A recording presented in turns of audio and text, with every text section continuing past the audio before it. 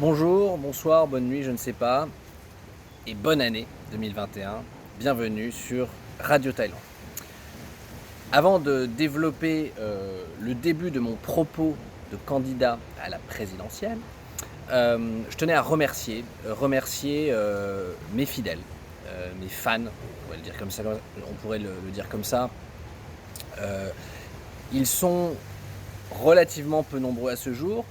Malgré tout, je pense qu'il constitue un socle solide. Alors, c'est ça que je voulais dire, c'est que quand même la première vidéo dans laquelle j'annonce mon intention d'être candidat à la présidentielle, quand même réaliser le score assez phénoménal de 54 vues sur YouTube. Rendez-vous compte, 54 vues, c'est quand même un nombre relativement important.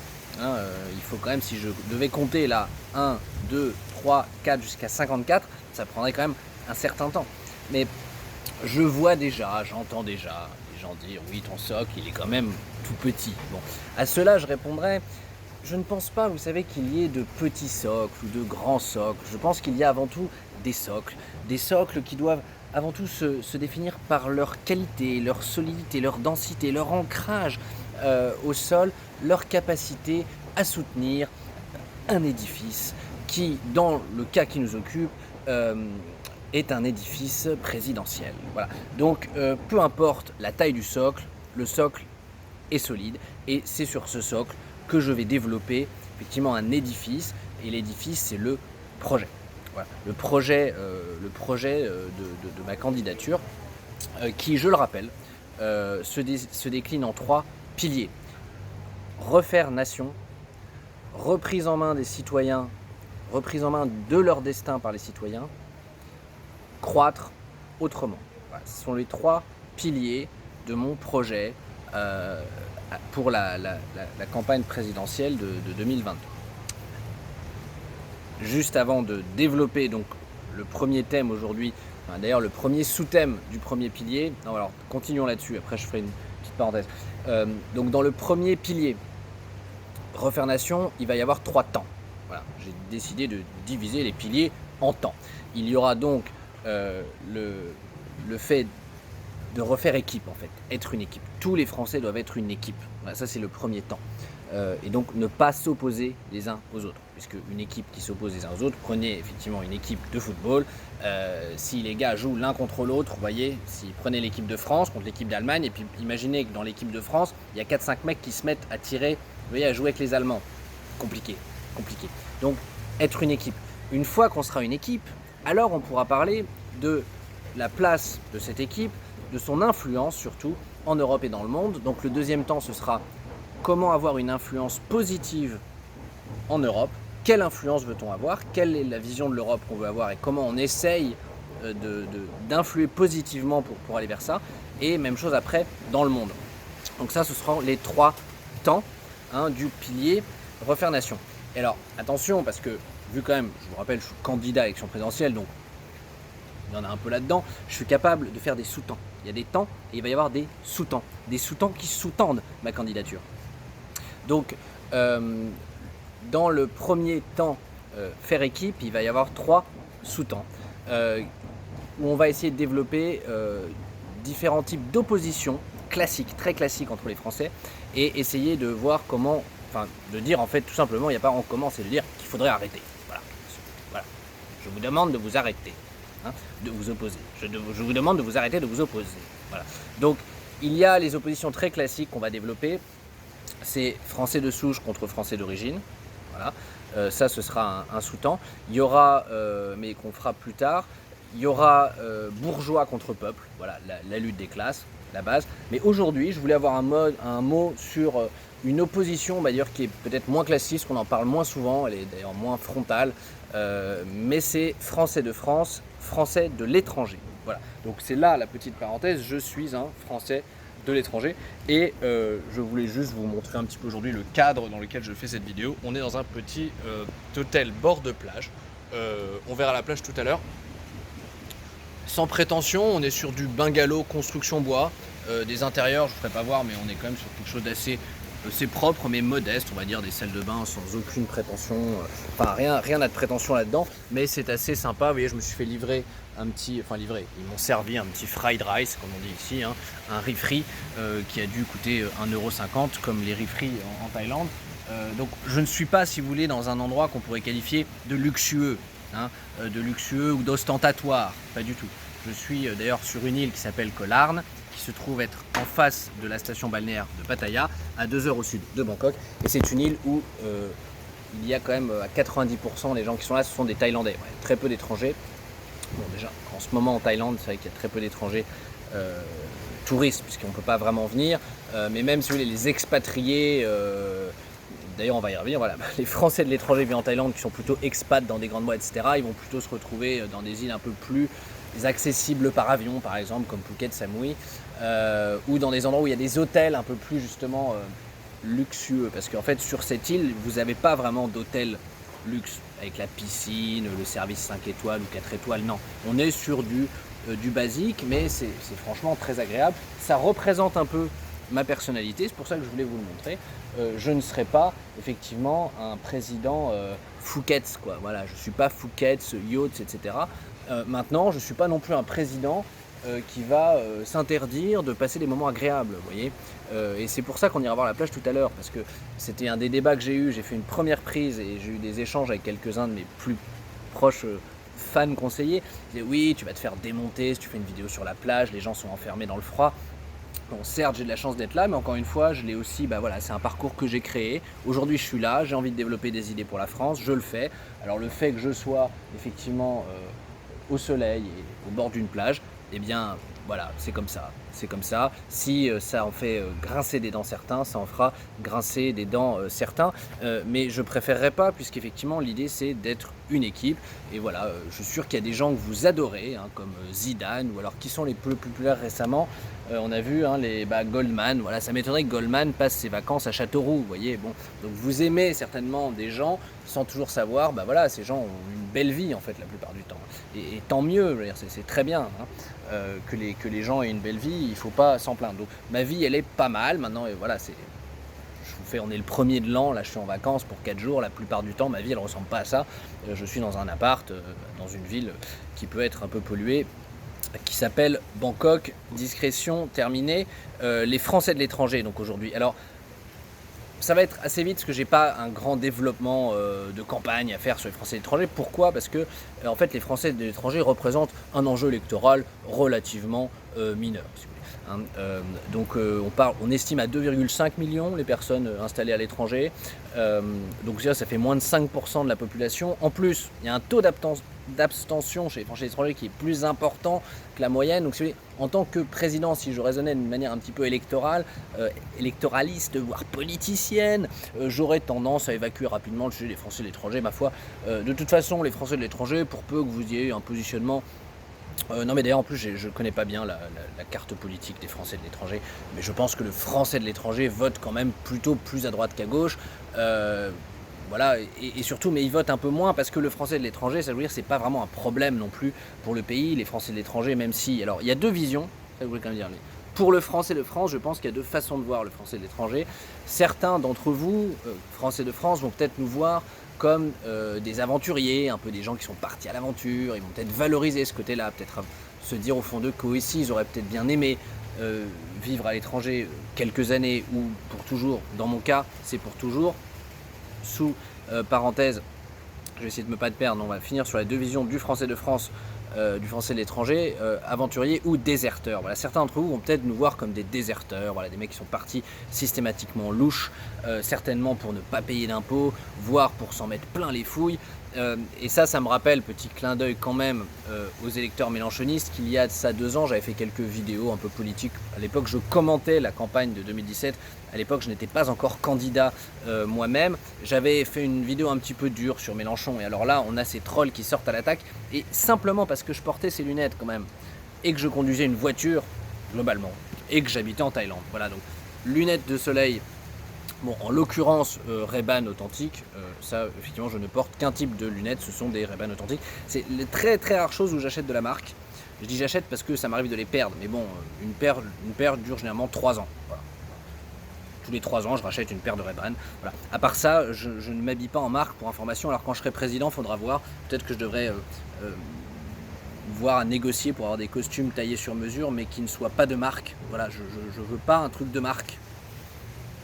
Bon, oui, des petites digressions encore, mais donc juste parce que je portais lunettes, voiture, Thaïlande, les électeurs mélenchonistes m'avaient qualifié de fasciste, d'exploiteur d'esclaves, des trucs ça allait assez loin, je vous passe les insultes personnelles. Donc voilà, ça peut aussi être l'attitude du Français de France et du Français de l'étranger. J'aimerais, voilà, c'est ça que j'aimerais éviter, on est vraiment au cœur de la vidéo. Éviter les stigmatisations. Non, je l'ai plus là, j'avais ressorti la définition de stigmatisation. Globalement, ça consiste à condamner. Alors au départ, stigmatisation, c'était le fait effectivement de marquer au fer rouge des gens qui avaient fait quelque chose de mal, si vous voulez. Et donc au-delà de ça, voilà, c'est quand même condamner et donc mettre une étiquette sur quelqu'un parce qu'il a fait quelque chose de mal. Donc ne stigmatisons pas les Français de l'étranger. Voilà. Qu'ils soient expatriés pour une certaine période, certains partent 2-3 ans, ils travaillent pour l'entreprise, ils reviennent, ou comme moi, qui ont décidé de tout quitter, alors pour toujours, sauf si l'élan de ma candidature m'amène, comme expliqué dans la vidéo précédente, à revenir en France en janvier 2022. Effectivement, à moins, si vous voulez, c'est faute de frémissement tangible de ma candidature à l'élection présidentielle, je n'ai pas projet de retourner en France. Voilà. J'ai quitté la France, j'ai une vie ici qui me convient, et effectivement, je n'ai plus aucun lien, ce que je voulais effectivement aussi rappeler dans cette vidéo, que les gens qui croient qu'on est des profiteurs, etc., se détrompent, si vous voulez. Certes, je ne paie plus d'impôts en France, mais je ne bénéficie plus d'aucune prestation sociale. Comprenez bien, donc je ne cotise plus, mais donc je n'aurai pas de retraite, je ne bénéficie pas de la sécurité sociale, je n'ai une assurance privée que je paye et qui ne me couvre qu'en cas d'hospitalisation. Je ne vais pas rentrer dans le détail des assurances, si vous voulez, mais je ne bénéficie plus de rien. Donc financièrement, pour la France, je suis un élément neutre.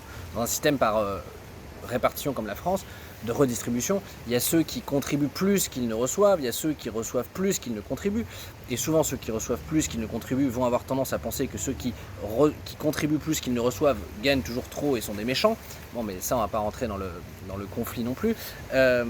Moi, je suis neutre, je suis à zéro puisque je ne donne rien, je ne reçois rien. Voilà. Alors après, j'essaye de contribuer au débat d'idées comme je le fais ici. Donc ça, c'était les deux visions, aventuriers, déserteurs, chacun, si on pouvait en fait éviter de s'affronter là-dessus, ce serait pas mal. Donc après, oui voilà, en fait je l'ai dit aussi, les Français de l'étranger, il y a un peu d'eux, il y a ceux qui sont là pour un moment, puis ceux qui sont partis pour toujours. Et en fait, ce sont des chemins de vie aussi, c'est ça, vous voyez, il ne faut pas stigmatiser, je pense que chacun est parti à l'étranger pour une raison qui lui est propre. Y a plein de facteurs qui rentrent en jeu. Là, je vais pas vous raconter mon truc personnel maintenant, peut-être plus tard, puisque je me veux être un président accessible, proche du peuple.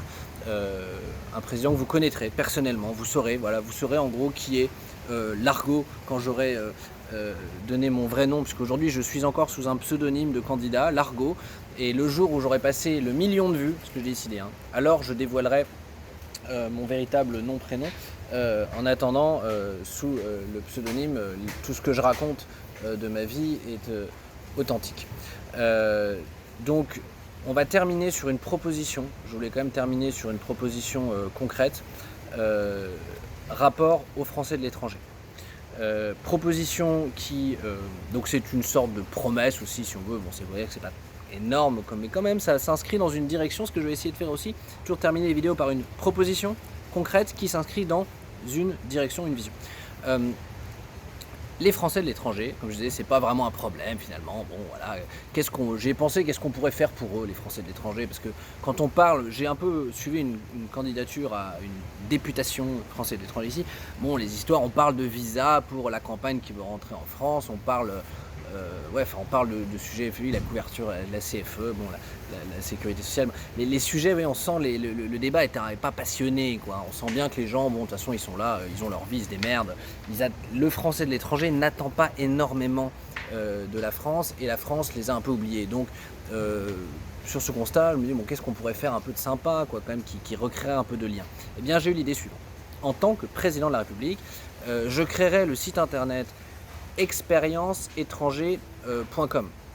Alors ce sera comme les sites de l'État, je ne sais plus, il se termine par un truc un peu spécial, une extension qui montre que c'est vraiment quelque chose du .gouv, voilà, .gouv, voilà, expérienceétranger.gouv. ou pas, parce que ça peut peut-être un peu, on y réfléchira au nom de domaine. Et donc ce site internet aura vocation à partager des expériences de Français de l'étranger. Donc vous serez invité, chaque Français de l'étranger, à envoyer des vidéos relatant vos expériences donc respectives, si vous avez des choses que vous souhaitez partager avec les Français de France. Voilà, votre expérience personnelle. Alors, il y aura une sélection, et c'est là, quand je vous dis une proposition dans la direction. Ma vision d'un État, c'est l'État stratège. État stratège, État conseil. Ce n'est pas un État interventionniste, c'est-à-dire l'État, dans beaucoup de domaines, on verra plus tard, mais je ne vais pas remettre en cause, et je ne suis pas là pour révolutionner, comme je le redirai aussi, un certain nombre de choses. Donc l'État, il a ses domaines d'intervention, mais dans les domaines qui ne sont pas régaliens, je ne suis pas pour un État qui cherche à faire. En revanche, je suis pour un État qui cherche à guider, vous voyez, et à aider, accompagner les initiatives positives. Donc là, on serait dans ce cadre-là, c'est-à-dire que il y aurait le cadre, c'est-à-dire là, envoyez-nous des vidéos, vous Français de l'étranger, mais bon alors, on vous le dira direct, parce que ce sera un site de la présidence de la République, ce sera clair, ce ne sera pas caché, donc il y aura une sélection faite par une équipe constituée par la présidence de la République. Donc bon, là j'imagine, je vais réveiller, j'aurai pas trop de difficultés à trouver quelqu'un. Entre les conseillers ministériels, présidentiels, secrétariats généraux ou autres cabinets quelconques, je trouverai bien 2-3 gars là pour dire bon, vous allez faire l'équipe du site expérienceétranger.com. L'idée étant de sélectionner les contenus les plus intéressants, voilà, les plus instructifs, avec aussi effectivement les plus ludiques. Il faudra quand même essayer de ne pas être trop chiant dans les vidéos, et donc en revanche on éliminera tout ce qui pourrait ressembler à de la plainte, de la critique, vous voyez, du négatif. On veut du positif, du partage d'expériences positives. Alors petite cerise sur le gâteau pour clore cette vidéo et cette proposition en lien avec les Français de l'étranger. Alors on va la faire sur la plage, parce que comme vous voulez finir à la plage, histoire de c'est pas tout, mais bon, quand même, il faut un petit peu aussi jouer le jeu du partage de paysages, on peut dire ça comme ça. Mais donc, le site français expérienceétranger.com fournira le service de montage. C'est-à-dire que vous pourrez nous enlever votre vidéo brute comme ça, vous voyez, et on s'occupera de faire un montage sympa, qui bien sûr fera l'objet d'aller-retour avec vous, avec les premiers sélectionnés, pour se mettre d'accord au final que ça vous va, et boum, on partagera ça avec les Français de France, qui eux-mêmes pourront partager aussi, je pense, on réfléchira à une section aussi aux Français de France, de gens qui peut-être auront des questions pour les Français de l'étranger. Vous voyez, l'idée serait de créer un peu une plateforme d'échange, de partage entre les Français de France et les Français de l'étranger, dans un esprit positif, constructif, et d'équipe. Voilà.